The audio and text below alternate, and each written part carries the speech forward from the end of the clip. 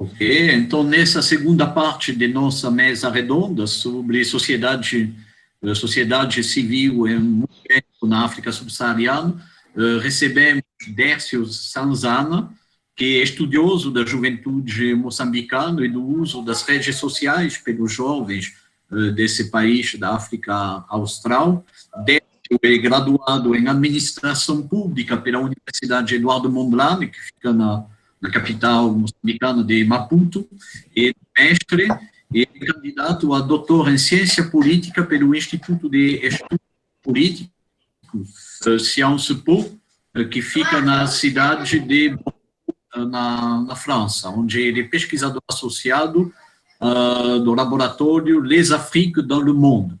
Ele tem experiência em docência na Escola de Comunicação e Arte da Universidade Eduardo Mondlane, em Moçambique. Atualmente, sua pesquisa centra-se em estudos juvenis, participação política e redes sociais da internet em África, com particular interesse para Moçambique.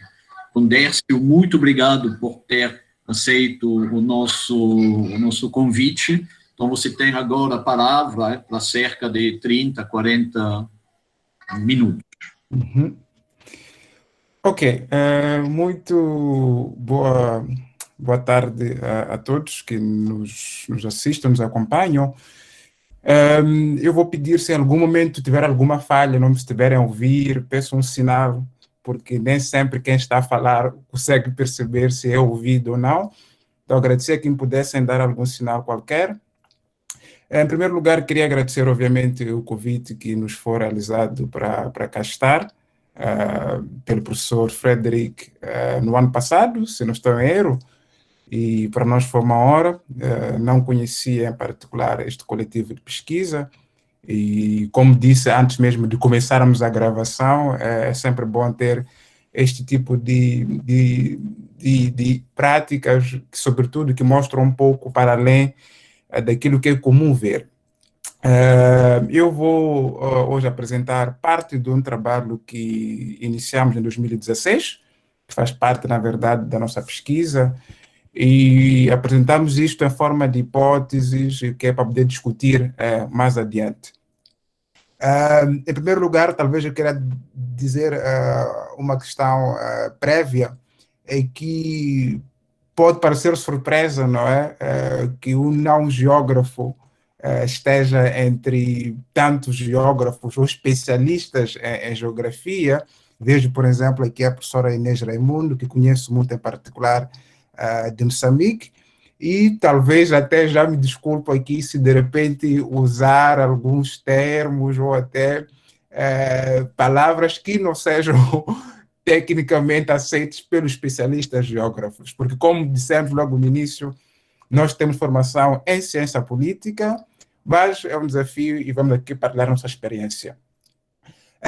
A nossa fala é sobre Moçambique, de forma particular, mas também é uma análise, no geral, daquilo que pode ser entendido como sociedade civil, não é? Um espaço de convivência, ou um espaço de fala, ou um espaço de expressão. E muito em particular vamos ter um interesse sobre os jovens, que são jovens que nós chamamos de jovens urbanos, dentro da nossa pesquisa, que, como dissemos, já decorre desde 2016 esta parte. Nós temos uma apresentação escrita, não é? E depois, lá para o fim, vamos apresentar um slide, somente com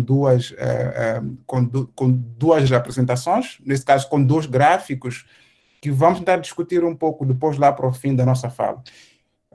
Tentaremos respeitar os 30 minutos, no máximo acreditamos que é possível falar. Mas, em primeiro lugar, vamos tentar dar um panorama geral daquilo que também já é conhecido pela maioria que está aqui, de como é que entendemos, pelo menos na nossa fala, aquilo que seria sociedade civil em particular.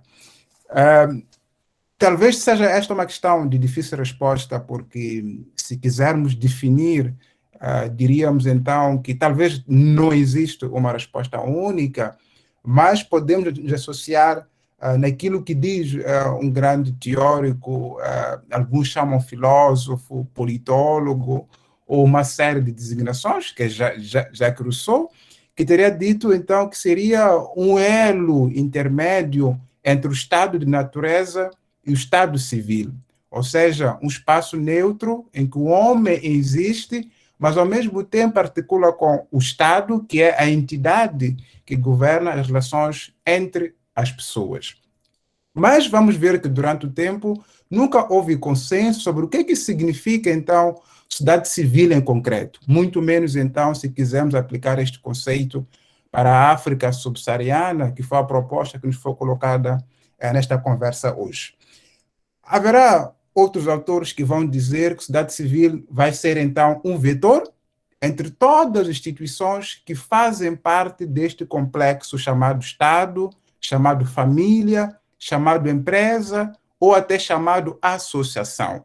Há uns que vão dizer que a sociedade civil seria, então, a extensão do próprio Estado por via do espaço privado. Mas também existe quem percebe a sociedade civil enquanto espaço de conflito. O nosso interesse nesta fala é a sociedade civil enquanto entidade ou enquanto espaço de politização. O que isso significa? Significa dizer que vamos tentar olhar para a sociedade civil enquanto este conjunto, seja ele fora do Estado, mas que não existe sem este mesmo Estado. O que queremos dizer com isto é que a sociedade civil será, no nosso ponto de vista, um campo de atuação eminentemente política. E é aqui onde entramos muito em particular quando falamos da questão dos jovens. Por que chamamos a questão política para a nossa definição? É que enquanto o Estado for a entidade máxima ou a entidade que gera as relações entre as pessoas, qualquer ação que surgir ela vai depender unicamente desse mesmo Estado. No caso do continente africano, vamos muito bem recordar, a trajetória toda decorre um pouco por volta dos anos 80, início dos anos 90, sobretudo com a conquista das independências para alguns estados, como Moçambique, por exemplo, em 1975, em que surge um discurso motivado, sobretudo, por entidades como o Banco Mundial ou o Fundo Monetário Internacional, que começaram ali a dizer que era preciso adotar outros atores para além do próprio Estado. E isto vai trazer, durante alguns anos, palavras como boa governação, palavras como transparência ou palavras como luta contra a corrupção. E é a partir deste tipo de discursos, sobretudo trazidos de fora para dentro do espaço chamado África, muito em particular, que foi-se adotando uma prática de que era preciso ter outros atores para além do próprio Estado. Mas é um conceito que, no nosso ponto de vista, jamais foi assimilado ou jamais foi tido como pertencente ou como partindo do próprio continente chamado, nesse caso, África ou África subsaariana, se quisermos colocar isto de forma muito, muito específica. Durante muito tempo, o termo foi articulando-se entre tantos outros como organizações da sociedade civil, ou até existe quem percebe este termo enquanto organizações não governamentais. Acreditamos que talvez para o Brasil isto é comum quando chamam de ONGs, se não me engano, mas isto sempre cria confusão. O que significa realmente este termo em particular? Mas o continente africano, em particular a África subsaariana, foi então evoluindo e é um conceito que hoje está tão presente se olharmos para as diferentes configurações que o mesmo representa. Mas se voltarmos para o caso da África subsaariana e muito em particular o caso de Moçambique, vamos perceber que esta sociedade civil jamais existiu sem que o Estado permitisse. Se notarmos a forma como os países, Moçambique, muito em particular, conquistou a independência, o Estado sempre esteve por domínio ou por cima de todas as iniciativas que surgiram para além do mesmo. Ou seja, o Estado sempre foi visto enquanto aquela entidade que devia controlar qualquer ação que surgisse para além da sua alçada. O Estado sempre foi mobilizador de jovens, mulheres e idosos. No caso de Moçambique, vamos recordar, por exemplo, de ações que podemos chamar de organizações de massa, em que o Estado é que devia controlar e o Estado é que devia ditar como elas agiam. E é nesse contexto que surgiram organizações como a Organização da Juventude Moçambicana, que então surge por via do presidente Samora Moses Machel, o primeiro presidente de Moçambique independente, em 1977, que é uma organização de massa do partido que hoje governa Moçambique, que é o Partido Frelimo. Mas esta organização, chamada OJM, abreviando, nesse caso, Organização da Juventude Moçambicana, ela surgiu num cômputo em que o país acabava de conquistar a independência e era preciso que existisse, então, uma umbrella ou uma organização que pudesse englobar todos os jovens em Moçambique. Mas, durante algum tempo depois, surge, nesse caso, a primeira lei das associações, no caso de Moçambique, e abria, então, um espaço de intervenção para outros atores e outras entidades que quisessem criar suas próprias iniciativas, mas sempre o Estado esteve presente em particular. Descendo um pouco mais para aquilo que é o nosso argumento central, que é sobre jovens, política e sociedade civil em Moçambique, vamos então passar para um segundo momento, que é tentar discutir, em primeiro lugar, do que estamos a falar quando designamos jovens e como é que isto aplica-se no contexto de Moçambique. Estive muito atento à fala do professor anterior e quando dava, por exemplo, a lógica daquilo que entendemos por jovens no contexto burkinabe, e ele dizia, por exemplo, que estamos numa lógica que podemos chamar biológica, não é? Quando falamos das idades, 17 a 45 anos, mas no caso de Moçambique temos uma outra realidade. Como muito bem disse o professor anteriormente, este é um termo complexo, não sabemos exatamente o que significa ser jovem, o que é, então, juventude. Por isso nós propusemos na nossa fala temática que chamaríamos este termo de juventudes, no seu plural e não no seu singular.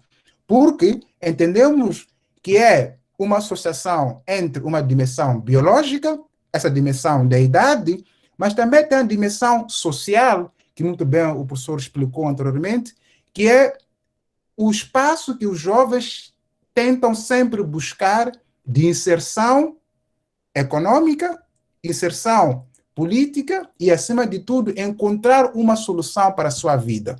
Tem a dimensão política, que é tentar ver os jovens enquanto atores que, enquanto não alcançar uma posição efetiva, jamais são vistos como adultos.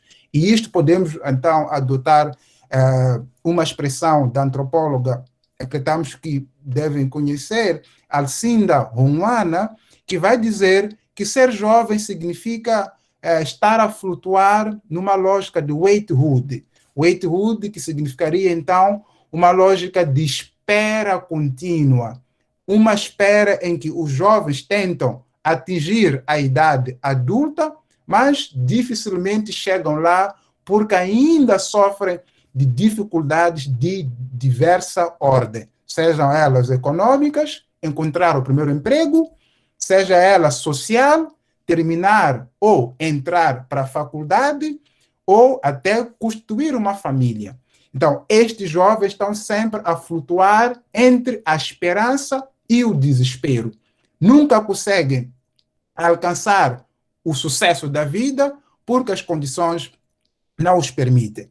Então, é destes jovens que nós queremos falar, é destes jovens que é o caso de Moçambique. A dicotomia em definir o objeto não torna fácil a nossa análise, mas interessa-nos perceber a dimensão político-juvenil do que significa ser jovem numa sociedade civil que é Moçambique. Tal fato surge pela razão de ser um campo ainda menos estudado no nosso contexto, neste caso, Moçambique enquanto país de análise. Razão pela qual parece-nos oportuno poder discutir isto hoje nesta intervenção. Durante muito tempo, os jovens moçambicanos ou as associações juvenis em Moçambique foram vistas enquanto uma continuidade do partido político que governa o país desde 1975 e desde 94 com as eleições multipartidárias.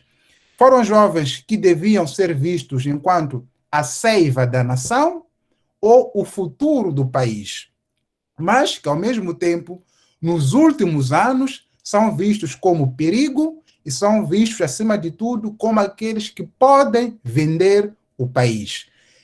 Vimos ou ouvimos de alguns anos a esta parte discursos políticos que colocam em causa estes mesmos jovens que ontem foram chamados como seiva da nação e hoje são vistos como aqueles que podem vender o país. Um dos exemplos de tentativa de ruptura deste discurso, que primeiro tentou colocar os jovens enquanto unidos ou enquanto um grupo social representado por uma organização político-partidária chamada OJM, é o surgimento do Parlamento Juvenil de Moçambique, uma organização da sociedade civil que se afirma como representante da juventude fora da teia do poder político, dominada, obviamente, pelo partido Frelimo.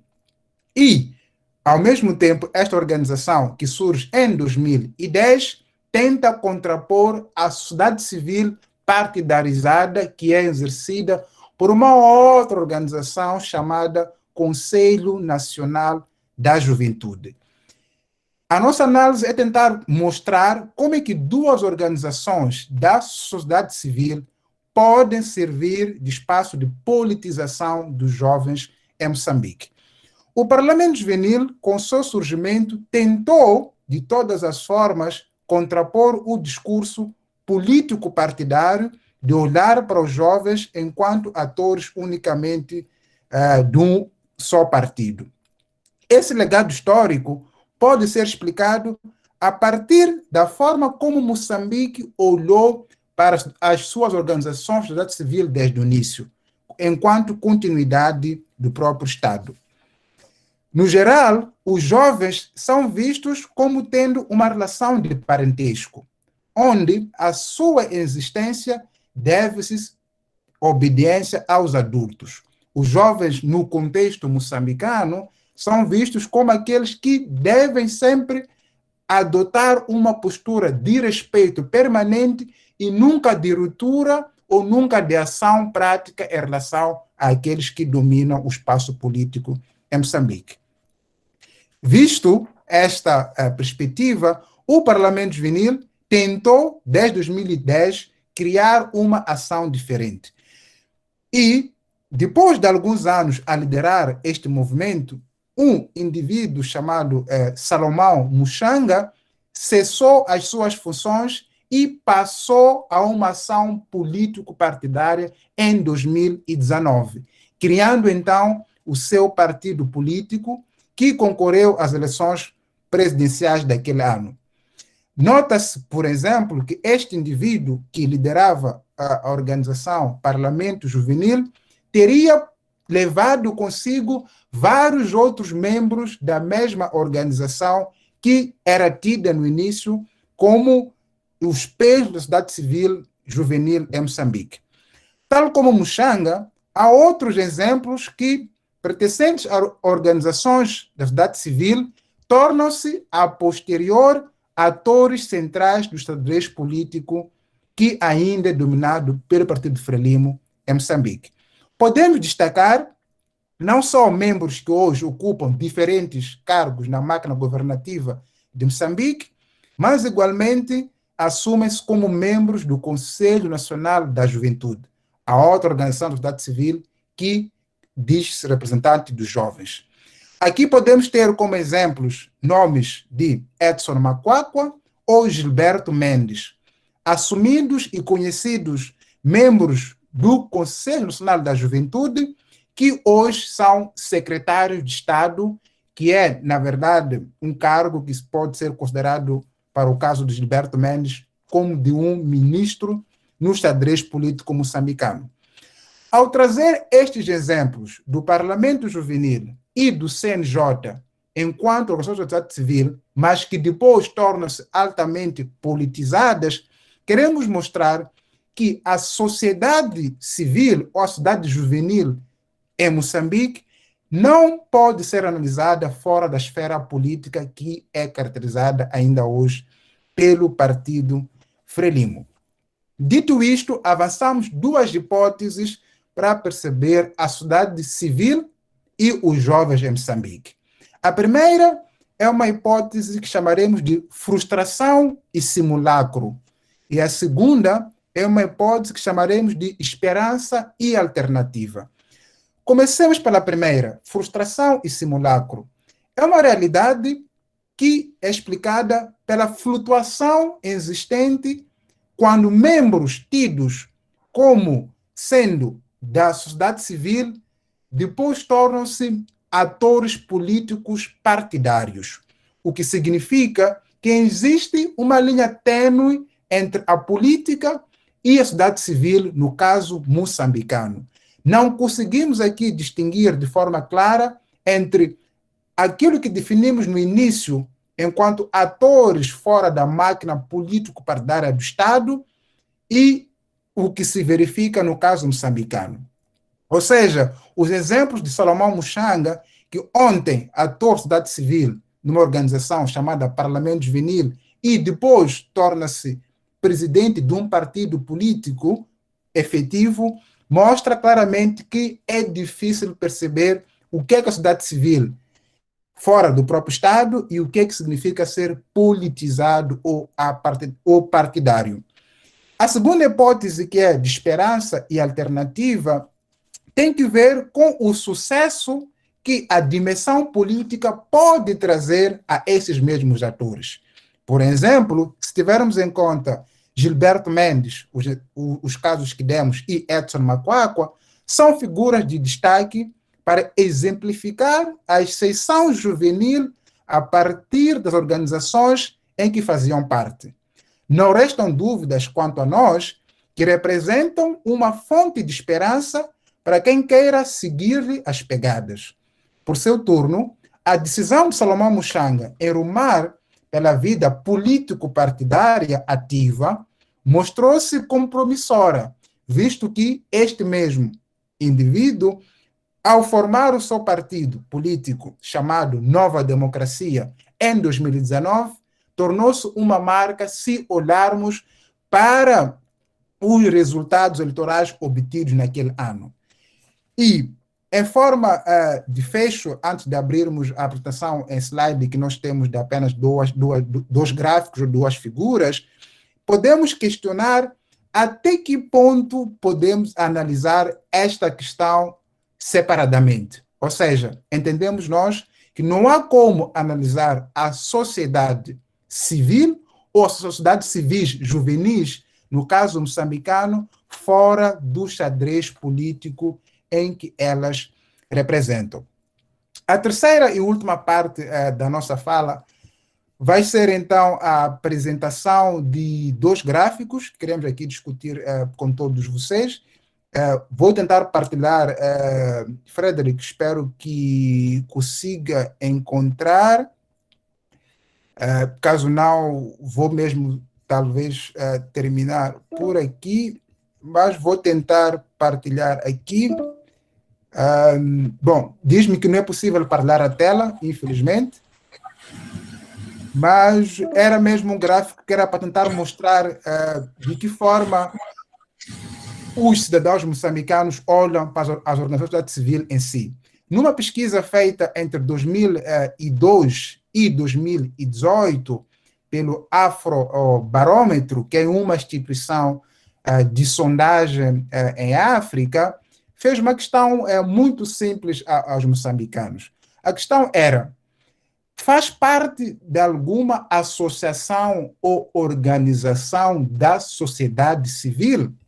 E as respostas mostram claramente uma tendência em que podemos chamar de praticamente inexistência de uma consciência de pertença a organizações formalmente constituídas.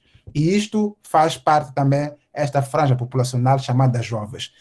Por exemplo, entre 2002, no ano 2002, assim que é, 89% dos inquiridos dizia não fazer parte de nenhuma organização, enquanto apenas 5% dizia ser membro ativo e 4% dizia-se ser membro inativo e 2% dizia-se ser membro, por exemplo, enquanto líder ou enquanto dirigente de tais organizações. Embora de 2002 para 2018, que são os últimos dados que nós dispomos, há uma tendência crescente. Em 2018, os mesmos inquiridos, ou um outro grupo de inquiridos, disse em cerca de 64%, dizia-se não ser membro de nenhuma organização da sociedade civil em Moçambique, 15% dizia-se membro inativo, 4% dizia-se membro ativo e 17% considerava-se enquanto líder de uma certa organização da sociedade civil. Estes números, para nós, podem mostrar um pouco daquilo que tentamos analisar logo no início. São organizações que não podem ser lidas fora do contexto histórico de Moçambique, que é caracterizado por uma dominação que ainda é exercida, pelo partido no poder. As sociedades civis, no caso moçambicano, elas continuam sob o domínio de um ente chamado Estado ou de um ente político partidário chamado Frelimo. Por isso mesmo, votaríamos então a primeira definição que demos logo no início, que foi de um elo intermédio entre o Estado de natureza e o Estado civil, mas que para o caso de Moçambique continua então o Estado moçambicano, nesse caso o Partido Frelimo, enquanto o único e o grande ator que controla e determina como a sociedade civil, em particular, atua e, de forma direta, os jovens devem se associar ou pensar a sua intervenção pública. Muito obrigado. Muito obrigado a você, Dércio, pela brilhante exposição que você fez e as questões que você levantou sobre essa definição da sociedade civil, a partir do caso de Moçambique. Então, agora a gente vai abrir um espaço para o debate, depois das falas desses dois pesquisadores, Abdul, que está no Brasil, e Dércio, que está na França, mas que é doutorando moçambicano, eu lembro. Quem deseja fazer uma pergunta para começar? Em geral é a professora Inês, mas me parece que ela acabou de sair. Então, eu vou fazer uma pergunta, se vocês me permitem, sobre um aspecto da questão que vocês não abordaram, tá? Mas eu tenho curiosidade a respeito disso. Eu suponho que vocês esperam um pouco esse tipo de perguntas, mas tem muitos autores que privilegiam a abordagem do Estado em termos do Estado africano, mas não só, também na América Latina, etc., em termos de patrimonialismo, né, e de redes clientelistas que garantem, de certa forma, uma certa estabilidade política aos governos e aos regimes políticos. Então, primeiro eu gostaria de saber se, grosso modo, vocês concordam com essa afirmação e se, segundo vocês, a força das redes clientelistas ela representa um empecilho a eclosão e a consolidação do ativismo sociopolítico da juventude e a consolidação da sociedade civil, no caso em Moçambique e na África Ocidental. Né? Como se configura a sociedade civil, né,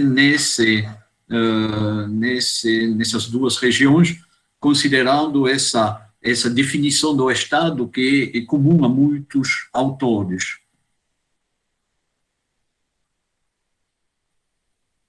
Vocês preferem pegar blocos de perguntas ou responder assim na sequência? Isso fica a critério de vocês. Acho que poderia ser três questões, aí a gente faz blocos. Ah, ótimo. Então tá, então quem gostaria de fazer mais uma pergunta? O José Guambe e a professora Inês. Então, levantaram a mão. Vejo também o Musa Abdulrahman, se não me engano. São três. Ah, sim, o Musa. Então tá. Então, quem quer falar primeiro? Musa? Inês? Vamos para a professora Inês primeiro, né? A nossa sempre jovem professora Inês. É exatamente isso. De fato, não sei porque que ainda ficam a discutir a questão da juventude.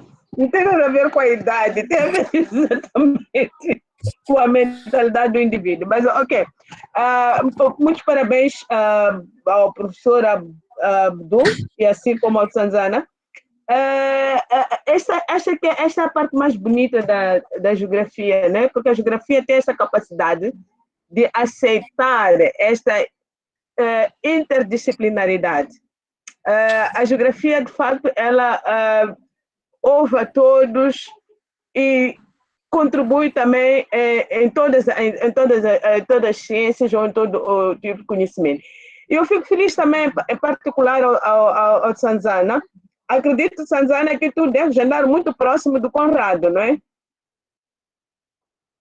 Alô? Exatamente. Estamos cá juntos, estamos juntos cá. Pois, ok. Em 2016 eu tive o privilégio de estar em Bordeaux, mas estava na geografia, né? Estivemos juntos. Pois, exatamente isso. Então, estes dois jovens, o Conrado e Sanzana, na verdade, eu não sei, espero que vocês regressem, porque parece que o outro não está. Em breve estamos aí, em breve. Ok, muito bem. Eles têm, de facto, têm perspectivas muito interessantes. E aqui onde eu vejo, de facto, ok, eu não sei, Sanzana, se teria a possibilidade, é verdade que está na ECA, eu entendo que esteja na ECA, mas qual seria, de facto, o seu contributo naquilo que nós chamaríamos de geografia política ou geografia, sei lá, como é que nós iríamos definir isso? Não sei como é que esse seu estudo pode ter um cunho geográfico, porque acredito que a geografia ficaria a ganhar, ganharia bastante. Eu não digo que, pronto, o fato de fazer ciência política, porque science é exatamente uma ciência política, muito mais para ciência política do que, não sei se lhe dá um espaço para poder analisar o que você está a estudar. Mas, ok, quero ser muito breve em relação à minha colocação. Bom, está a trazer elementos muito interessantes, e sobretudo quando dá exemplo deste jovem, bom, não sei se é jovem, mas está a liderar a Secretaria de Estado do Desporto, o caso de Gilberto Mendes ou Edson Macuacua. Eu não sei se você está a ver o lado que eu acho que é o lado da sobrevivência. Não necessariamente, às vezes acho que não é necessariamente por causa da convicção do que o indivíduo quer, ou em relação ao que o indivíduo quer defender. Porque no caso de Muxanga, né? Quer dizer, ele sai, vai para o outro. Acho que a questão da sobrevivência é que está a falar muito mais alto, porque infelizmente nos nossos países, onde ainda não existem muitas possibilidades, muitas oportunidades para os jovens sempre vão procurando várias formas para poder responder àquilo que são os problemas atuais. Nós sabemos que os jovens, independentemente do grupo etário que a gente possa referir, mas têm sede de muita coisa, têm sede de espaço, de serem ouvidos. Eles têm sede de oportunidades de trabalho. Não estou a falar de emprego, oportunidades de trabalho.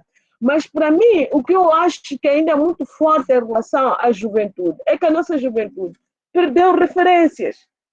Perdeu referências no sentido de que eu iria falar, não digo que a minha geração foi melhor ou não, porque isso estaríamos a discutir aquele velho debate de conflito de gerações. Mas o importante é que, infelizmente, os nossos jovens são formatados de uma forma em que eles não têm visão no futuro. Eles veem exatamente aquilo que eles querem ver. Ok, se seguir por este caminho, eu vou resolver o meu problema de emprego, eu vou resolver o meu problema de habitação, eu vou resolver o meu problema de transporte por aí em diante. Porque aqui eu acho que falta aquilo que nós já identificamos qual é o problema. Para mim, é que os jovens não estão sendo orientados, não estão sendo devidamente orientados. Que é possível, sim, poder fazer coisas sem ser exatamente um líder político. É possível, sim, poder fazer tanta coisa sem necessariamente estar ligado a este ou aquele partido. Apesar de que o discurso que se diz é que, não, para eu sobreviver em Moçambique, eu tenho que pertencer a este ou aquele partido. Eu vejo as coisas de outra forma. E eu parto do princípio, é o mesmo que na pesquisa. É tão comum ouvir colegas falar, eu não tenho oportunidade de pesquisa, por que você consegue pesquisar mais? Você tem sorte. Não é nada disso, é que nós vivemos num mundo altamente competitivo. E não tem como você avançar se estiver sentado. Então, às vezes nós usamos corta-matos, e isto é o que eu digo, é o corta-mato. Esses jovens que hoje viraram de casaca, é exatamente porque é uma questão de corta-mato. Não passam exatamente por outras coisas. É preciso lutar, e nós temos capacidade, sim, de podermos transformar, seja o que for. Nós temos capacidade, sim, de poder sobreviver, apesar de se dizer que estamos no meio de muitas dificuldades, etc. Como qualquer outro lugar. Eu tenho o privilégio de estar em contato com jovens de todo o mundo. Eu vejo que, afinal de contas, é uma questão de localização geográfica. O que o jovem moçambicano está a passar hoje, ou que o jovem maliano está a passar, é o mesmo que o jovem europeu, é a mesma situação que o jovem americano. Então, o que está em causa neste momento, para mim, em relação à juventude, é exatamente isto, a falta de orientação, que os nossos jovens perderam referências. E essas referências, em parte, a culpa é nossa, porque nós passamos a maior parte do tempo aonde? Acordamos às 4 da manhã, só voltamos a casa à meia-noite. E esse jovem não tem orientação. E nós transformamos as escolas como lugar em que são os professores que têm que ensinar isso. O professor não tem tempo. O professor tem um plano, um programa de atividade por cumprir. Ele sabe que em X tempo ele tem que falar disto e daquilo. Então, raramente o professor vai falar, por exemplo, questões de orientação dos jovens. Mas ainda bem que são jovens que estão a tratar isso.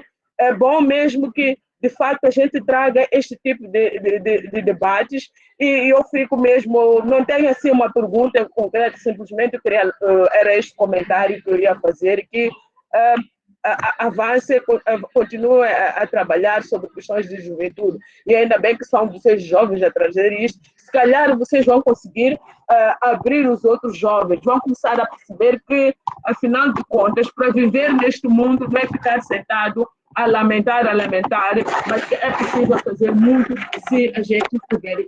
Por exemplo, se eu perguntasse assim, Sandane, como é que você chegou em Bordeaux? É porque você concorreu. Você concorreu, então não tem como. Se eu quero ir para Bordeaux, se eu quero ir para o Japão, se eu quero para seja onde for, eu tenho que concorrer. Mas os jovens de hoje querem é que as coisas caiam assim do céu que nem maná. Mas quando a relação a maná, eu digo, olha, isso aconteceu só em momento histórico específico. Quando Deus, pronto, coisa mandou para aqueles, estou a falar já um pouco da Bíblia, né? Perdão, para aqueles que não são cristãos, mas é assim, foi apenas o único momento da história do êxodo. Agora não, o sistema capitalista, ele nos leva ao mercado e todos nós temos que concorrer, já não há como pensar que ficamos sentados em casa as coisas vão vir. Há muitos jovens muito bem-sucedidos, está aí, Sanzata, não sei se quando você foi à França sabia algum francês, não sei. Se não sabia, você teve que se esforçar. Sabia um pouco, como se diz. Mas você teve que se esforçar. Então não há como a gente avançar sem esforço nenhum. E peço perdão, de fato, por ter falado bastante, mas era isso. E parabéns pelas apresentações de ambos. Né? Ok. Obrigado ao professor da Universidade Eduardo Mondlane, em Maputo. Agora a gente vai passar a palavra para o nosso colega da Universidade Pedagógica, a outra grande universidade de Maputo, que é o professor José Guambé, e que é pesquisador do GeoAfrica também. Bem, obrigado, boa noite a todos mais uma vez. Eu iria, digamos, assinar embaixo ao que foi dito pela professora Inês, primeiro por, como eu posso dizer, primeiro parabenizando de forma repetida, de fato, o fato de, neste espaço, ter aparecido também este tema, e aí mostra, de fato, essas grandes possibilidades que a geografia dá, e dizer que realmente estamos hoje com uma reflexão muito interessante, daí que eu, de fato, repito os meus parabéns para os dois interlocutores de hoje, o professor Abu e o Tsanzan. No meio da apresentação de ambos, em especial a última do Tsanzan, foram-me surgindo, sei lá, várias perguntas para mim mesmo, e fui-me respondendo para algumas, não é isso? E agora fui escutando a professora Inês, que concordo, vou dizer em parte com ela, de fato, há necessidade de haver um esforço, que os jovens precisam de se esforçar para conseguir ter sucesso, que estamos numa situação de sobrevivência, que é possível sobreviver se esforçando, mas olhando para aquilo que é a realidade, eu fui aqui olhando aquilo que é a realidade, eu não sei se é a mesma realidade em Burkina Faso, né?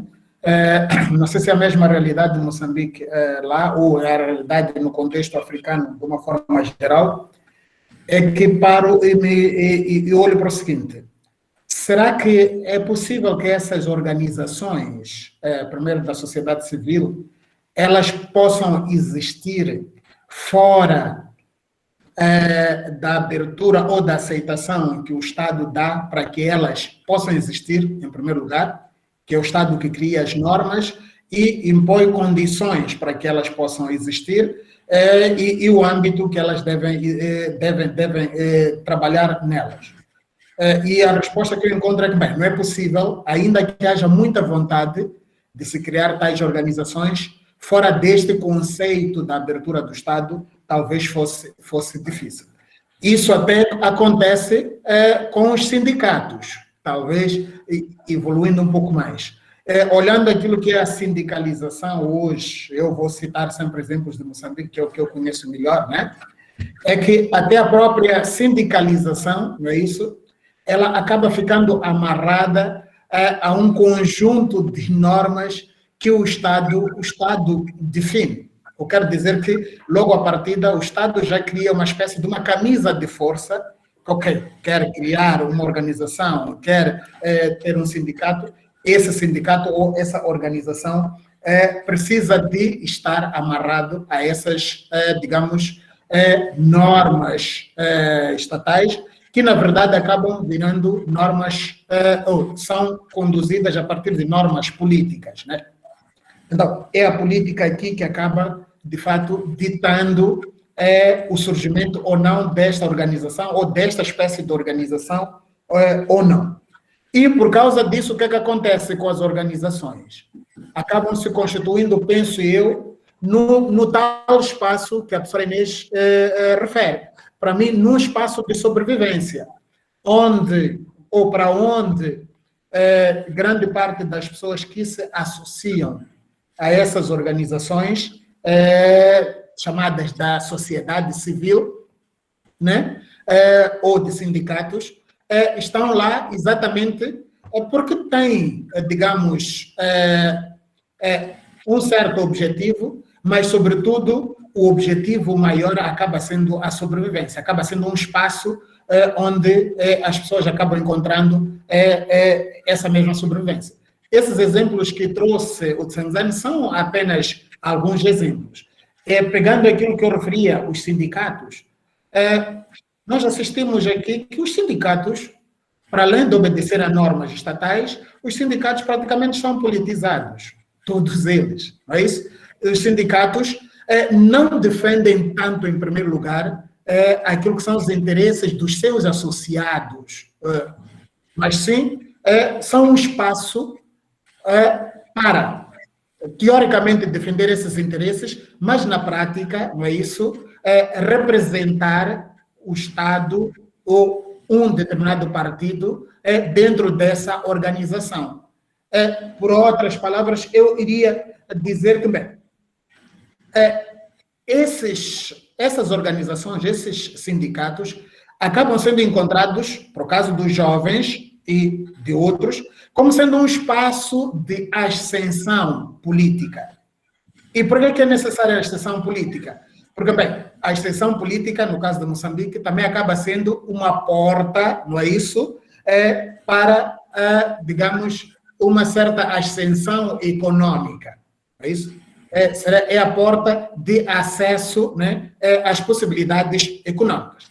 É verdade que essa não devia ser a única via, devia ser a via que a professora Inês defende tanto, e eu também concordo, o esforço e tudo mais, mas a realidade mostra-nos que essa é a via que neste momento é usada grandemente para a ascensão econômica de muita gente. Então, é preciso fazer parte do partido.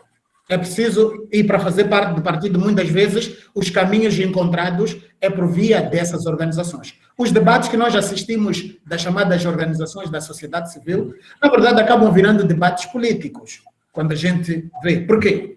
Porque o grosso modo das pessoas que preenchem essas organizações também são membros de partidos políticos e que estão lá para defender, em primeira instância, aquilo que são os interesses dos partidos.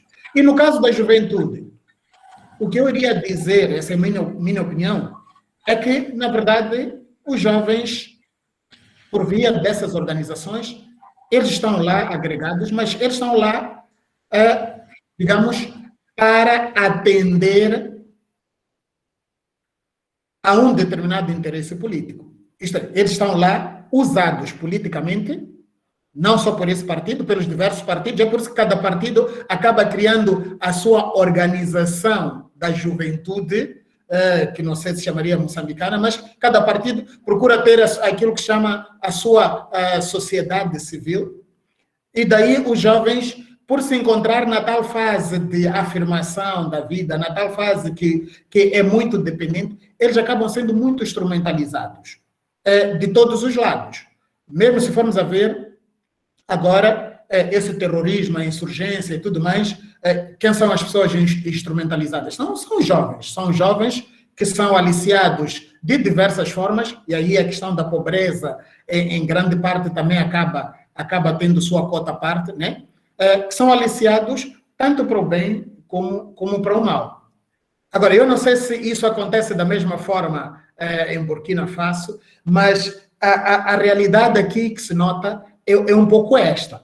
E porque essas organizações estão muito ligadas a questões políticas e a política acaba dominando, sempre acaba surgindo aquela situação, aquela máxima que aqui a gente vive. Ou está conosco, e se não está conosco, quer dizer que está contra nós.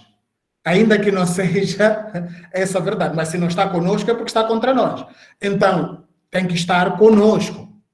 E o estar conosco implica o quê? Implica, ainda que esteja numa organização, ou, digamos, sindical, eu já vi guerras aqui até em ordens, né?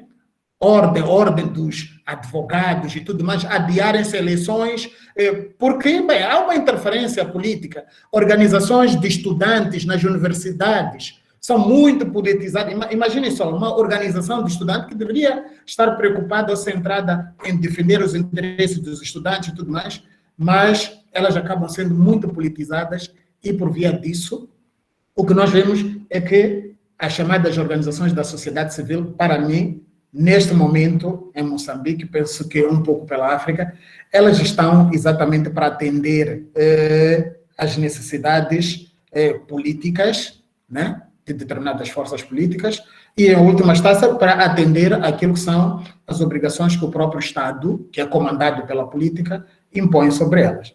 Então, é um pouco isto, é um comentário que eu queria fazer, não colocação exatamente de perguntas, mas talvez ouvir o comentário do professor Abdul sobre a realidade do seu país, que talvez seja um pouco diferente do que se vive aqui, não sei como é que é no Brasil, depois irei aí ouvir comentários também. Obrigado.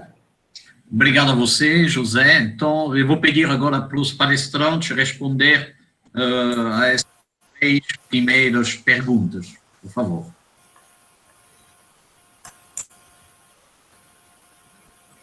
Depois a gente passa a palavra para o Moussa no próximo bloco, tá bom? O irmão Dércio quer responder? Não, pode iniciar, já que foi o primeiro. Fica à vontade, professor. Tá, obrigado. Aqui, agradeço muito pelas intervenções e eu fico particularmente feliz dessa interação. Ontem, dialogando com o professor Frederico, isso era a minha preocupação, porque os encontros, particularmente os lives, acabam sendo momentos de não de diálogo, não de justamente conversa, mas de alguém vir falar e pronto, o live já está se inserindo, não tem essa possibilidade de dar a palavra a quem participa, para justamente fazer, como se diz, o diálogo, a conversa. Isso é importante, não se trata somente de, como se diz, não se trata somente de falar, se trata de interação, se trata de compartilhar. E a respeito das diferentes perguntas, que a pergunta do Frederico e do professor José Ngambé, assim, desculpe se não é assim que se pronuncia, são no mesmo sentido. E tem o que a professora Inês colocou, embora seja endereçado ao irmão Dércio, eu gostaria de trazer uma perspectiva também que poderia dialogar com isso. Os diferentes países africanos, embora tenham uma característica ligada aos diferentes contextos e socio-históricos pelas quais eles passaram como percurso, tem muitas coisas que se recorte. Diante do tamanho da violência colonial, não dá para situar, para hierarquizar a violência numa África e numa outra. Os países da África Ocidental, que é uma grande francesa, não passaram por uma guerra civil como os países lusófonos, que iam com muita dificuldade e bem mais tarde conseguiram conquistar pelas armas as independências e ainda estão lidando com as realidades dos estados pós-coloniais. E os países da África francófona, cujo Burkina Faso e o Mali pertencem, embora foram independentes um pouco mais, como se diz, mais um pouco antes sim, dos países lusófonos, estão passando pelas mesmas realidades.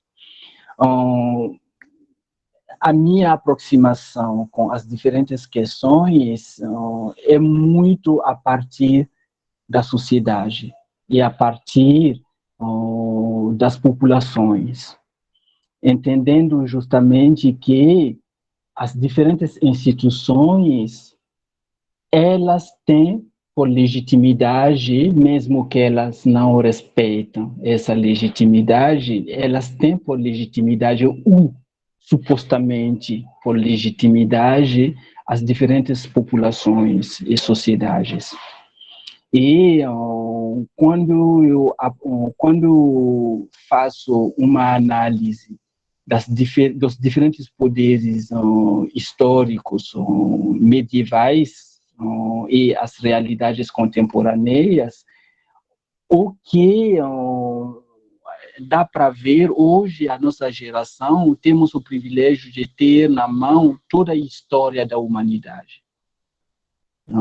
E justamente isso que coloca também toda a nossa responsabilidade diante da história, para justamente não refazer a mesma coisa.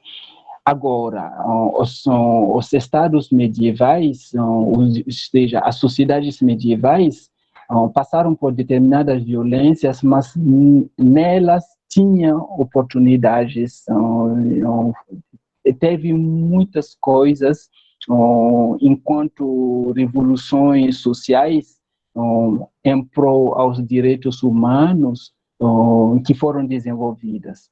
As sociedades contemporâneas se emanciparam de determinadas coisas, mas também não, como se diz, não se encontram mais, entre aspas, são felizes por conta disso. Os estados pós-coloniais, eles todos, quando fazemos como se diz, um balanço, os estados coloniais fracassaram. E justamente porque eles todos se alinharam a um modelo ocidental.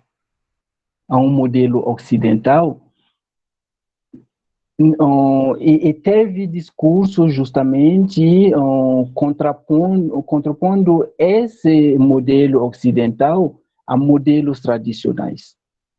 Eu não acredito nem a um nem ao outro. No qual sentido? No sentido de que não temos que cultuar uma realidade, seja tradicional, seja moderna.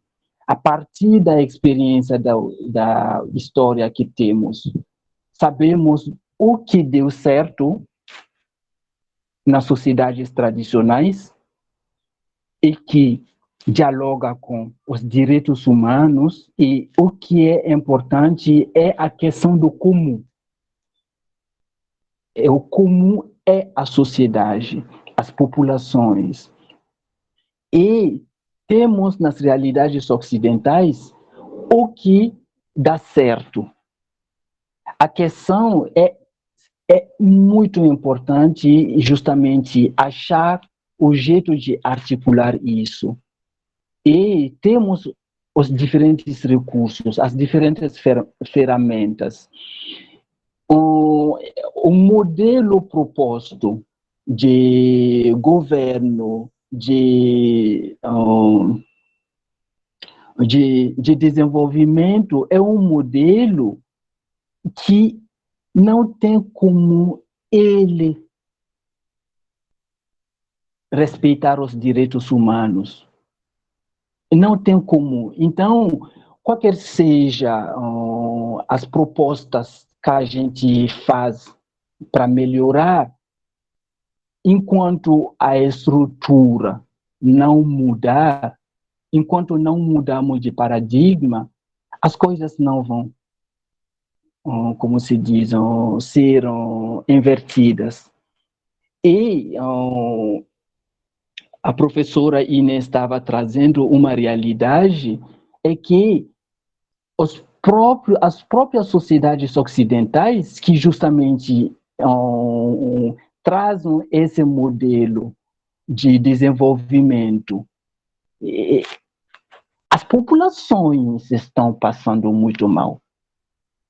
Porque esse modelo, ele serve somente por uma pequena porcentagem. As diferentes sociedades ocidentais, elas passam pelas mesmas dificuldades que as sociedades, uma boa parte das sociedades africanas. Agora, tem diferenças, sim. Tem formas, tem conteúdos, tudo isso. Então, tanto o Frederico e o professor José, eu diria que o problema não é a organização, o clientelismo, a sociedade civil em si, é o modelo a mudar. Porque tem uma cultura que se desenvolveu em cima desse modelo. Uma cultura que justamente aliena a própria juventude, porque muitas das pessoas que participam do político, eles não estão pensando no conteúdo do que é político, de administrar. Então, tem um discurso, tem uma tentativa de apresentar uma forma, mas no conteúdo, a gente vê isso nas diferentes realidades africanas. As pessoas estão pensando nelas. As pessoas estão pensando nelas. Então, é todo um discurso, é uma nova sociedade que precisamos, na qual não se fala de indivíduo, se trata do indivíduo se reconhecer na sociedade, participar, se desabrochar, mas junto aos demais. Junto aos demais. E nesse sentido,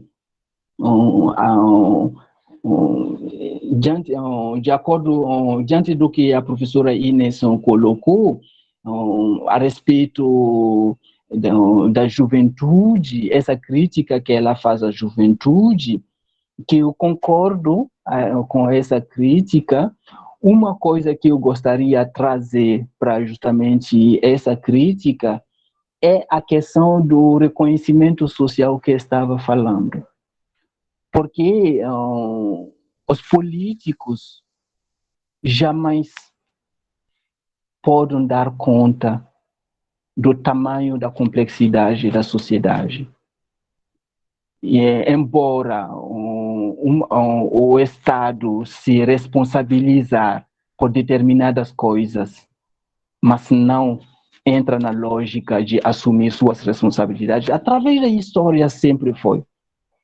Isso a gente vê, mesmo desde o Egito Antigo, tem sim uma organização para atender as diferentes camadas sociais, mas sempre é baseado sobre a inegalidade. Então, tem políticas dialogando com a igualdade da sociedade.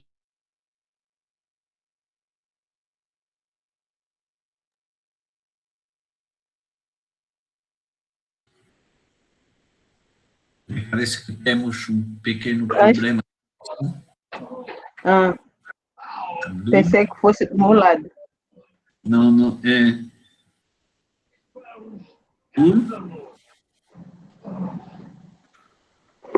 Acho que ele perdeu a conexão. Eu acho que congelou mesmo. Então, o que a gente poderia fazer no momento é passar a palavra para o Dércio e depois, novamente, para o Abdul, para terminar de apresentar seu raciocínio. Pode ser? Ótimo, muito obrigado. Eu vi que depois há uma questão também aqui nas conversas, não sei se aproveito também ou fica para a segunda vaga. Eu vou tentar, não vou responder, obviamente, a nenhuma pergunta como tal, porque acredito que posso não ter resposta, e nem houve perguntas diretas, foram comentários, e a minha pergunta foi mesmo do professor Frederic no início. Eu vou comentar mesmo do fim, do professor José Gwambi, que praticamente na sua intervenção não diria estar em desacordo, na verdade resumiu em parte aquilo que é a nossa perspectiva de análise, quando fala dessa dificuldade de pensar essas organizações fora do espaço político. O nosso ponto de vista, uma continuidade apenas. É uma continuidade, mas que ela foi criada através do processo histórico, como quisemos ou tentamos mostrar.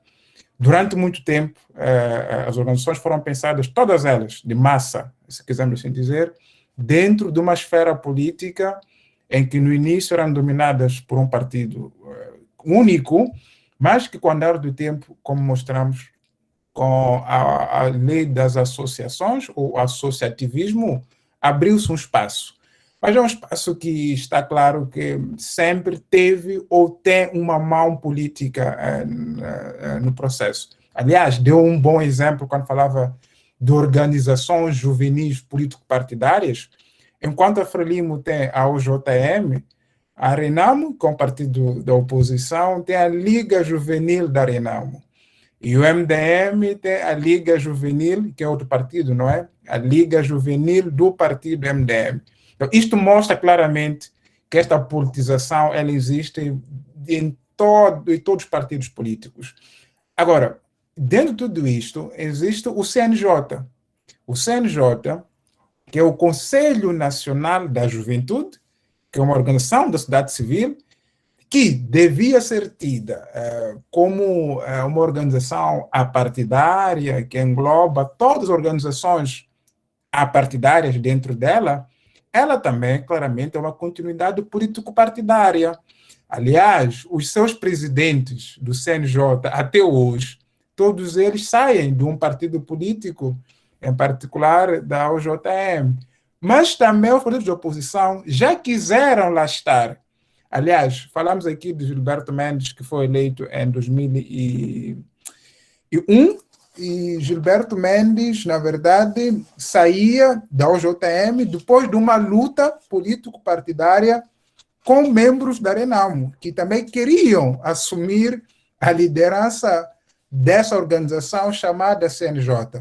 Então, estamos claramente a ver que isto faz parte de um processo político-partidário. Então, essa para secundar a fala do professor José Gwambi, quando dizia que é complicado pensar essas organizações fora da esfera política, no caso de Moçambique.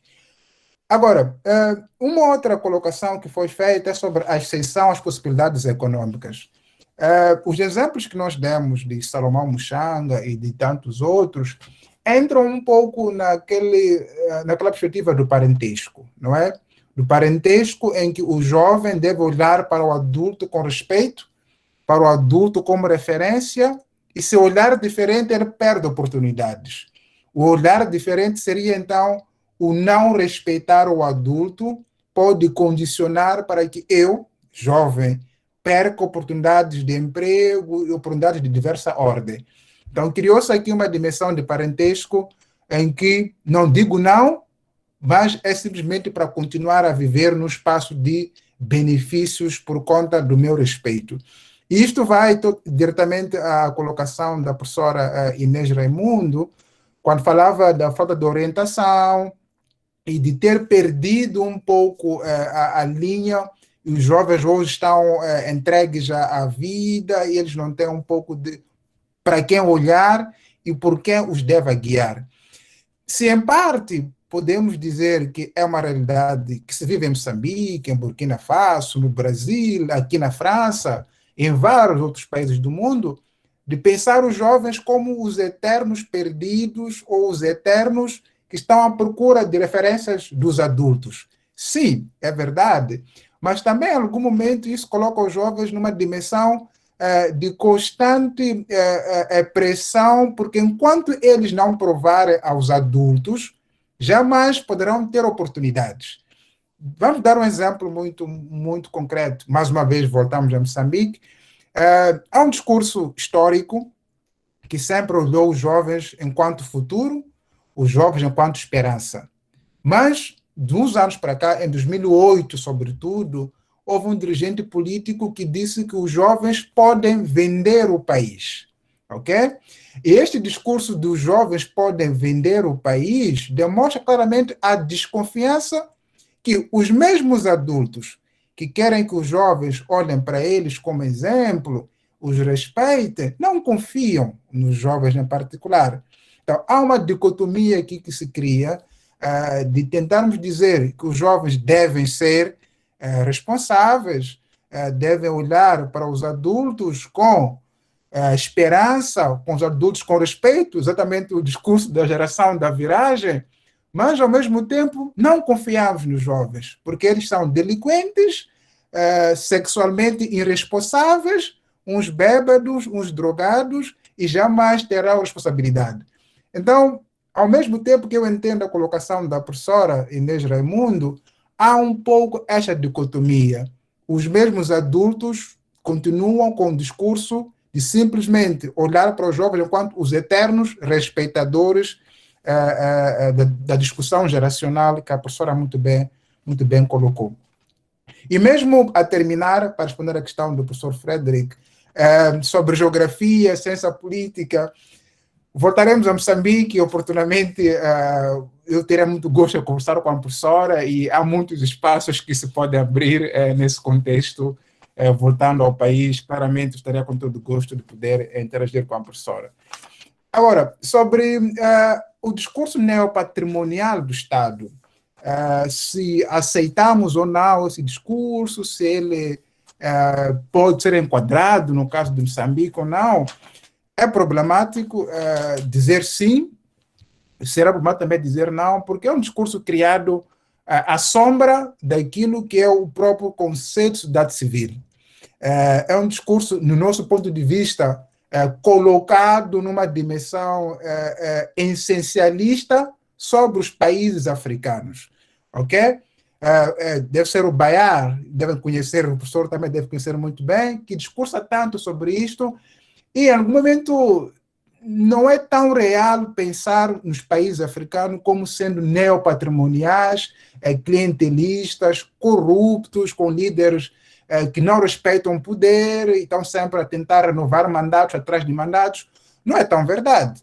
Yeah? Há países em África, ou na África subsaariana, não é? Que podem, ou são algum exemplo de governação, mesmo neste continente em que eu encontro-me agora. Se for assim, podemos encontrar também estados neopatrimoniais aqui na Europa. Yeah? Então, há um discurso que nos parece um pouco essencialista, se não dizer culturalista, de olhar-se para os países africanos como sendo esses mal amigos da democracia.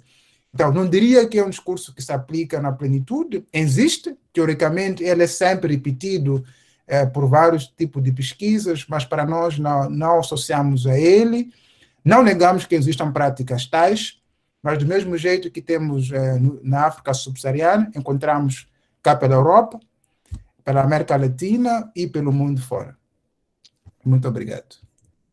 Há uma questão no chat, não sei se volto depois ou passamos a conversa. Sim, me parece que o Moussa e o Geraldo vão fazer suas perguntas e vou dar uma olhada no chat enquanto eles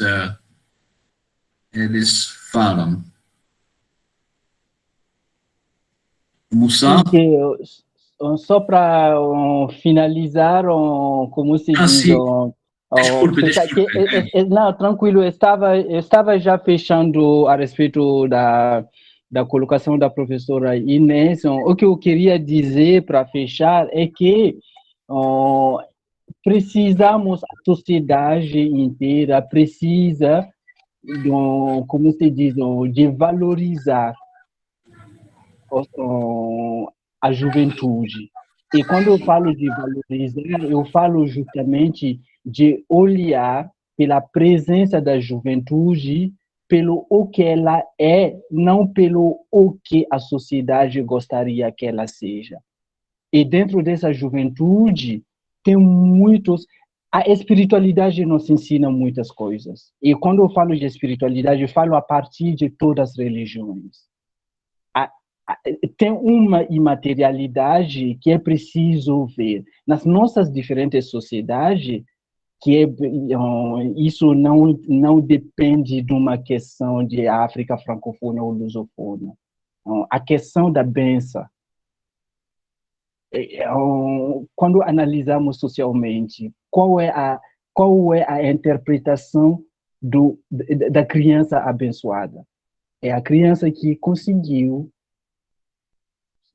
de uma certa forma, como se diz, um certo lugar social. A bênção não é mais visto como uma realidade imaterial. Enquanto entre nós, tem aqueles que não tiveram oportunidade de se formar, mas que são abençoados, porque eles são respeitosos, eles participam humildemente ao desenvolvimento, e é isso, quando falamos de desenvolvimento, falamos de bem-estar social. Então, dentro das diferentes famílias, tem uma pressão sobre a juventude para ir atrás de riqueza. Não é falado, mas a pressão é vir-se. Encontra o que precisa encontrar. Todas as pessoas que estão morrendo, atravessando o Atlântico, é justamente por pressão das diferentes famílias. Eu não estou negando que os próprios jovens não têm sonhos, mas qual é a parte da sociedade que está falando neles? Tem famílias que fazem pressão para justamente eles se jogaram, e é suicídio. Muitos sabem que não tem saída. Na Europa ainda tem a ilusão da Europa como esse Eldorado, e que não é. Então, nas diferentes famílias, na sociedade, tem muitos jovens humildes, mas que com honra estão orando os diferentes valores sociais, mas que não são valorizados. Porque acabamos de entrar na lógica que o Ocidente mesmo quer, que é a questão de economizar a vida.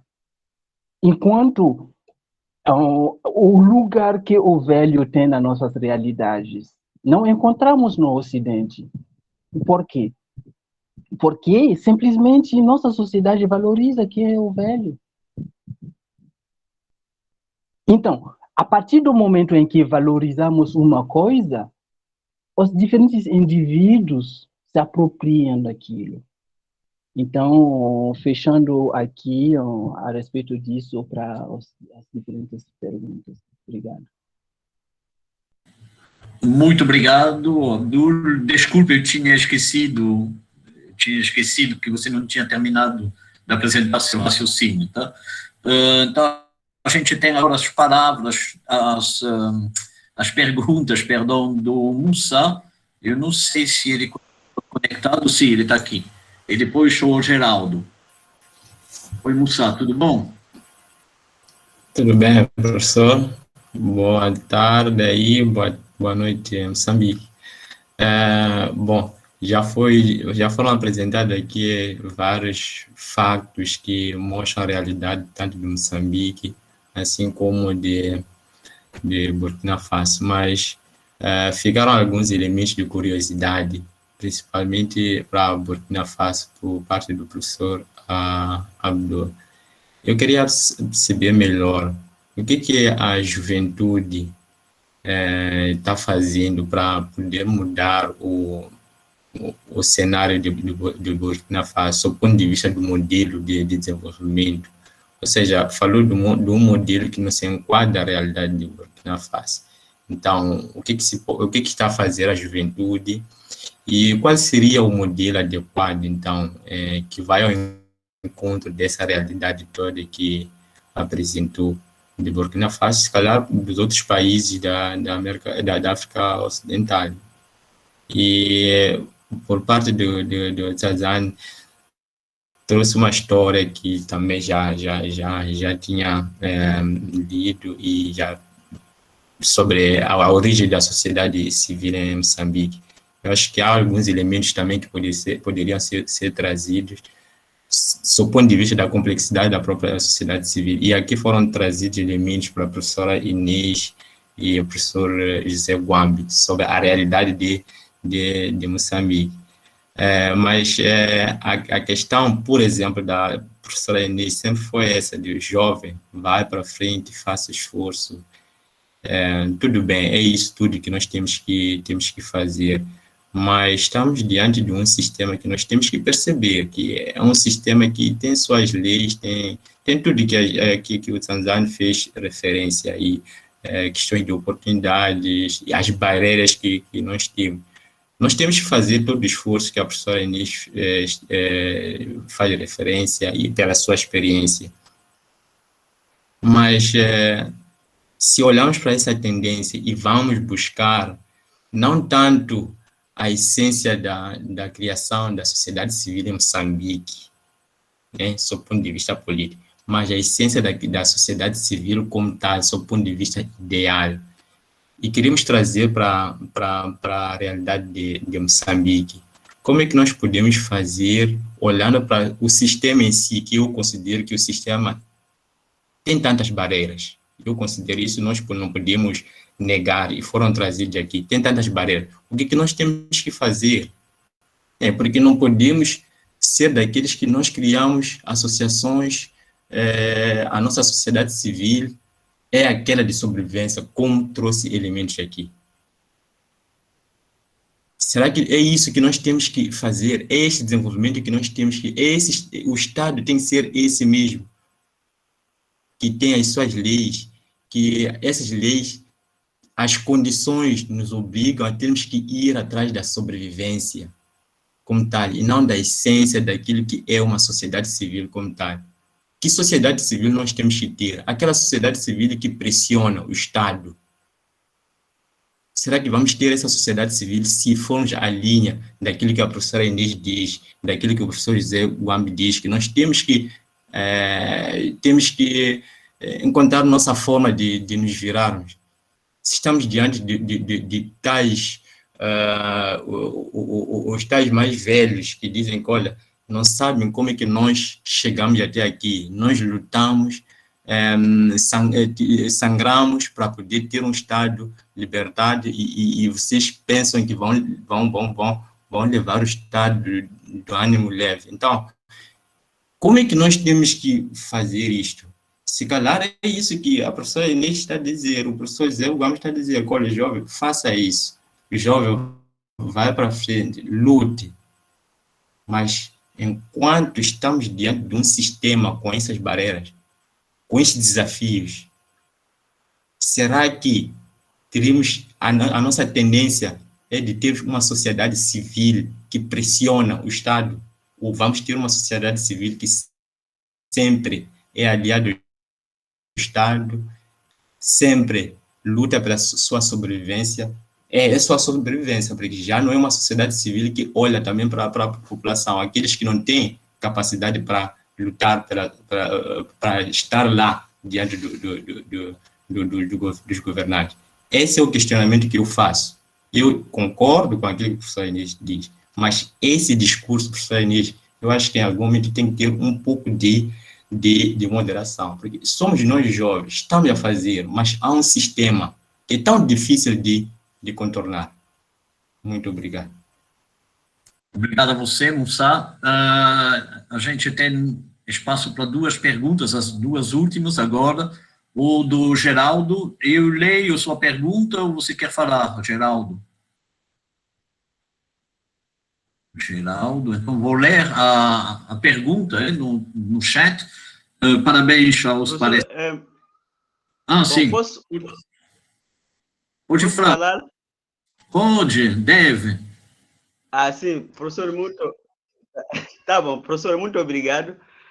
Na verdade, eu quero concordar com os colegas cá em Moçambique, não é o Moussa, o professor Guambe e a professora Inês, mas tem um elemento que eu acho que é muito importante quando nós falamos da sociedade civil, não é? Cá em Moçambique, que é a questão do financiamento. Eu, pessoalmente, quando acompanho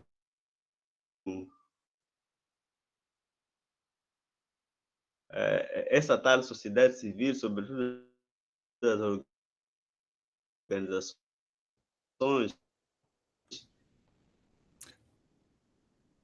eu vejo que, bom, pronto, há aquelas que têm praticamente o financiamento do governo do dia, né? Mas também tem aquela, e a construção também, de, em parte, estarem ao serviço desta mão externa, que muitas das vezes falam mal, vamos lá se dizer, falam mal do Estado, do governo, não está a fazer isto, não está a fazer aquilo, devia fazer daquela forma. Bom, estes aí sim estão a contribuir para o desenvolvimento do país, mas também estão ao serviço de alguém que lhes financia e que naturalmente tem que prestar, digamos assim, um bom serviço, não é? Falando de coisas que não ajudam aquilo que é a construção da própria sociedade moçambicana de um modo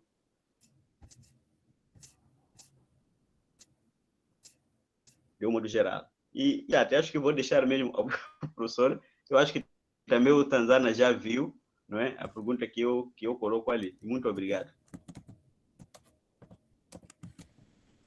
Obrigado, Geraldo. Assim, pipocou um pouco sua fala. Espero que os palestrantes conseguiram ouvir. Alguém deseja fazer mais uma pergunta? O número de presentes começa a diminuir já. Sobretudo em Moçambique, onde já são mais de 9 horas, me parece isso, né? 9h15. Né? Não?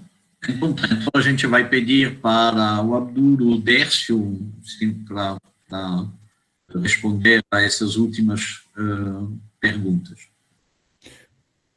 Ok, talvez eu comece, não sei, depois o professor pode fechar? Ok. Eu vou então, vou deixar o professor vai fechar. Tem uma outra pergunta a mais, ou são essas? Nós fechamos, estamos a fechar. Que, a priori... Eu não ouvi a pergunta do Geraldo. Então, enquanto vocês falam, enquanto o Dércio fala, a gente vai pedir para ele escrever no chat, fazer uma pergunta sintética, tá bom? Tá. Antes que pipocou bastante a rede. Geraldo, você está me ouvindo? Você pode escrever sua pergunta, por favor? Eu penso que percebi e posso tentar, se eu não tiver percebido, Geraldo pode escrever, mas Ele pergunta sobre como olhar para organizações da sociedade civil que atuam mais em nome de agendas externas, não é? Que recebem financiamentos externos ou estrangeiros e que a sua agenda é continuar aquilo que é dito pelos seus doadores e que muitas das vezes está contra a dinâmica ou a vida social do país em que elas atuam. Penso que é mais ou menos isto que eu tentei captar. Se eu estiver errado, peço para corrigir e eu vou tentar responder nessa vertente, mas acho que foi assim como captei. A primeira colocação que foi feita é mesmo sobre... estava aqui escrito antes desta pergunta do Geraldo sobre financiamentos e tudo mais.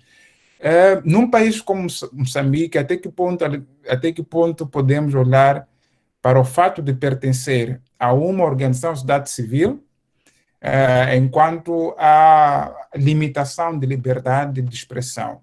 É verdade que temos limitações, é verdade que estamos num país com dificuldades de permissão que as pessoas se expressem, mas talvez não seríamos tão fatalistas em relação àquilo que é Moçambique ou aquilo que é o nosso país. Com todas as dificuldades que os moçambicanos conhecem muito bem, acreditamos nós que podem existir espaços de intervenção.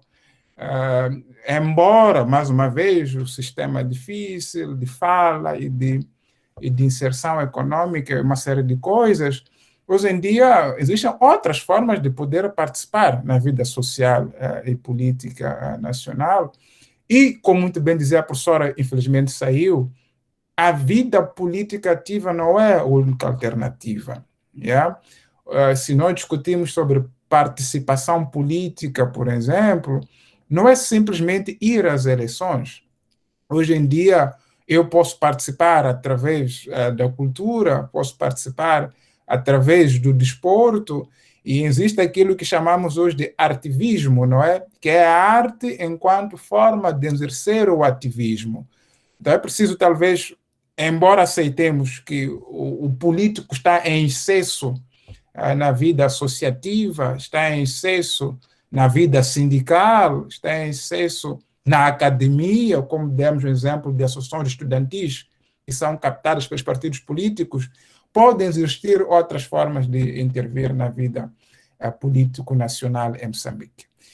Agora, a questão sobre a limitação que os financiamentos criam às organizações e depois elas passam a servir agendas externas, talvez isso se coloque também ao nível do próprio Estado, neste caso, a nível daquilo que é o Estado moçambicano, porque ele também vive em algum momento de financiamentos externos. Para quem conhece Moçambique, vai recordar que o nosso orçamento ainda é financiado por entidades como a FMI, embora tenha havido corte de 2016 desta parte.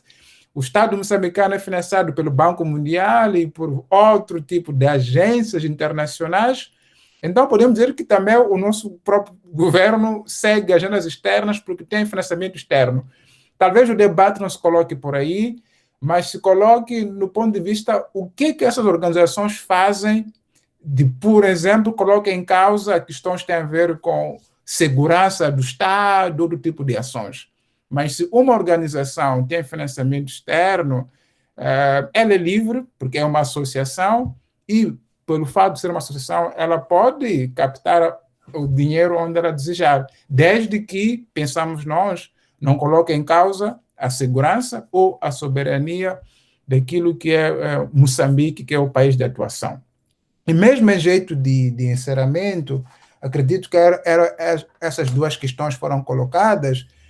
Queria mais uma vez agradecer, então, ao professor pela oportunidade e pelo convite que nos endereçou, e também ao professor que me acompanhou nesta conversa, e quiçá possamos ter outras oportunidades de conversa e de discussão. E muito obrigado mais uma vez. Muito obrigado, Dércio. Só antes de passar a palavra para o Abdul, rapidamente, o Décio me enviou um texto que ele escreveu sobre essa temática, que ele já postou no academia.edu, mas que vamos postar na nossa página no Facebook, onde costumamos fazer isso, para quem tem interesse em aprofundar essa temática, tá bom? Agora o professor Abdul.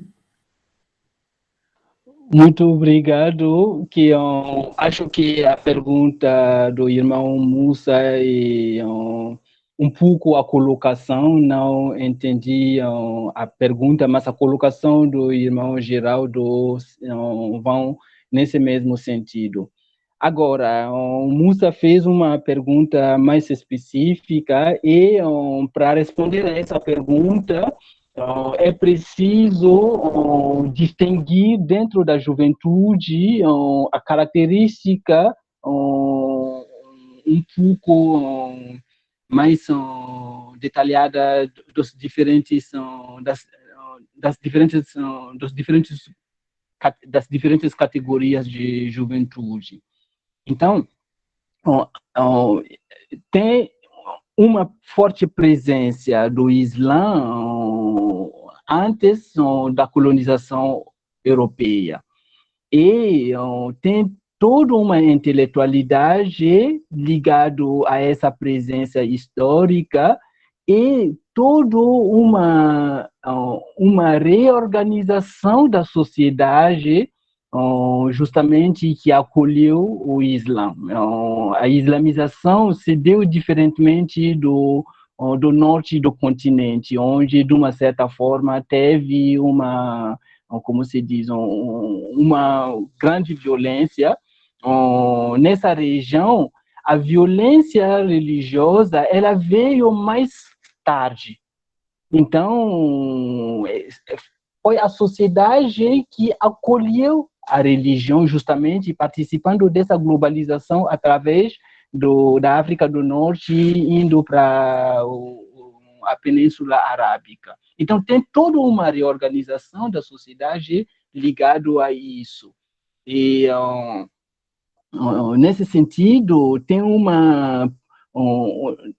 toda uma realidade social presente antes do Ocidente e tem muitas redes de jovens que não pertencem a essa realidade, mas que são herdeiros dessas realidades que não conseguem lugar dentro da realidade ocidental pós-moderna.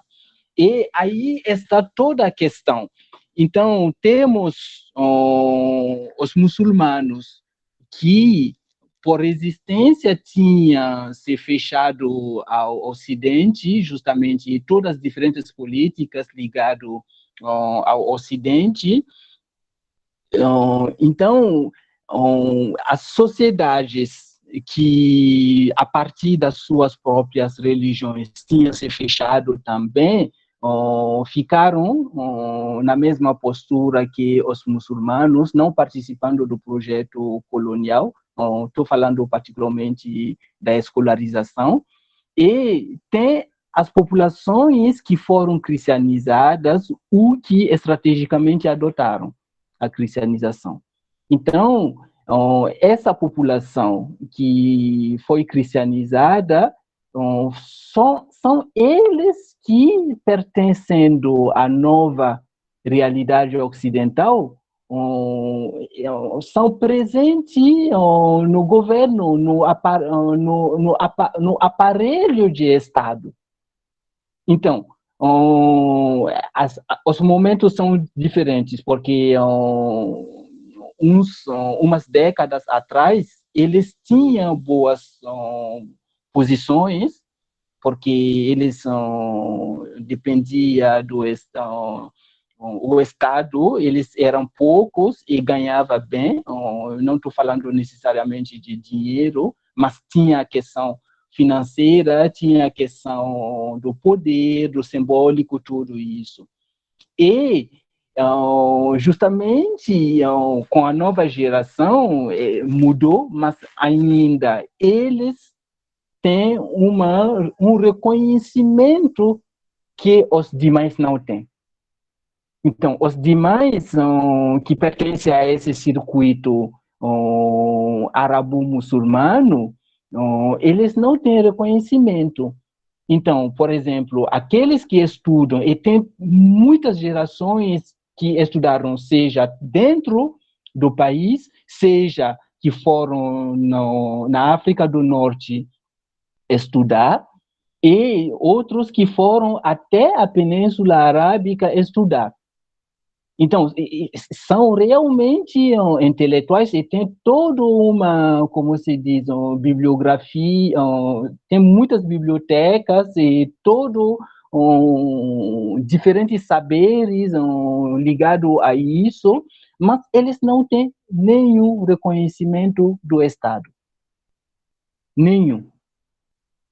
Então, para já caracterizar esses, e tem aqueles que, qualquer seja o pertencimento, seja a realidade, entre aspas, ocidentais, seja a realidade arabo-muçulmana, que em si não conseguiu se formar. Porque hoje a questão principal passa pela formação profissional. Então, se formar implica não somente o conhecimento, mas o reconhecimento do conhecimento que você tem e que passa pelo Estado. Então, temos diferentes juventudes que estão com esses problemas. E aqueles mesmo que estudaram não conseguem um reconhecimento. Então, as diferentes juventudes, eles têm desafios diferentes. A categoria dos árabo-muçulmanos, o que eles fazem? O projeto deles é justamente se formar ou, pelo menos, ser reconhecido pelo Estado. Seja as estratégias são diferentes. Tem aqueles que vão se formar em francês, porque a língua oficial é o francês, que vão se formar enquanto, fazendo uma parêntese, enquanto o ajami, o árabe, tem muitos que têm, como se diz, que tem um conhecimento profundo do árabe, e além do árabe, tem o fula, que é uma das línguas cultas na região inteira. E tem o que chamamos ajami, o ajami, que é a escrita das línguas africanas a partir dos caracteres árabes. E, através da África inteira, tem 80 línguas escritas em ajami. E 29 estão na região da África Ocidental. Mas quando eu falo de ajami, de escrita, é escrita em todas as áreas do conhecimento. Política, teologia, literatura, cultura, antropologia. Então, tudo aquilo não é reconhecido. Então, eles estão justamente numa estratégia, cada um tem suas estratégias para justamente ser reconhecido, e a grande, eles junto àqueles que não se formaram, qual é a luta? É o reconhecimento da cidadania cultural. Então, eles trazem valores que justamente permitem pensar o comum. Então, toda a espiritualidade permite justamente pensar o comum.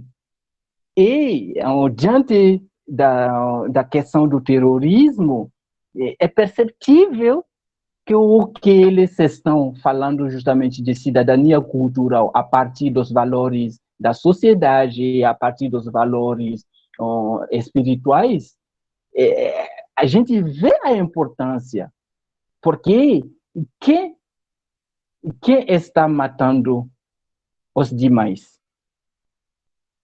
Então, isso é a questão.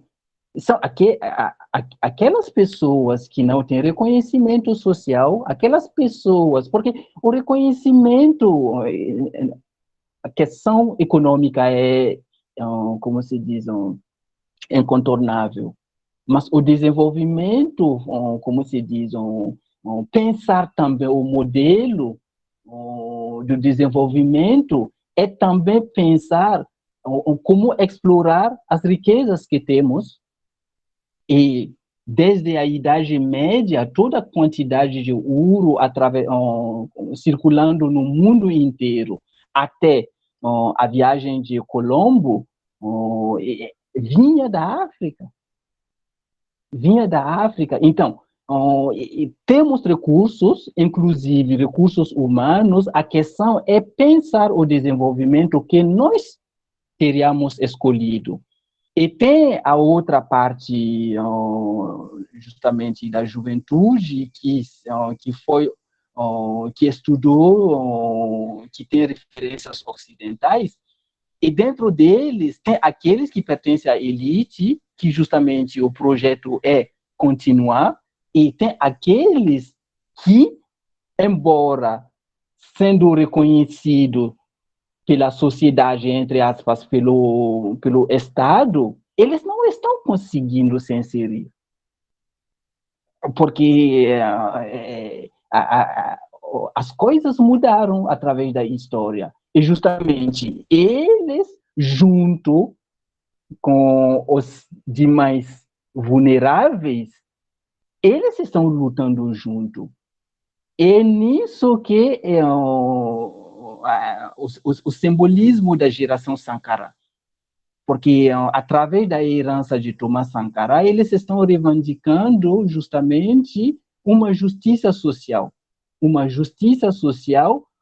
com uma decolonização de fato. E essa geração Sankara, ela não é somente presente no Burkina Faso, ela se encontra também fora das fronteiras do Burkina Faso, porque justamente a herança de Thomas Sankara é justamente ser atento tanto ao que é de fora quanto dentro mesmo do país, porque se podemos apontar o Ocidente e os países arabo-muçulmanos que estão financiando também uma parte do terrorismo e apontando a China, nossos dirigentes não mudaram de paradigma. E a questão é isso, a herança de Thomas Sankara, a luta de Thomas Sankara e o legado dele é justamente resistir pensando no comum. E, como se diz, a mensagem dele dialoga muito com a mensagem de Amílcar Cabral. É preciso lutar para conquistar a independência e lutar para que ninguém dentro da sociedade rouba essa conquista. Então, temos muitas frentes. Então, um pouco para, assim, obrigado.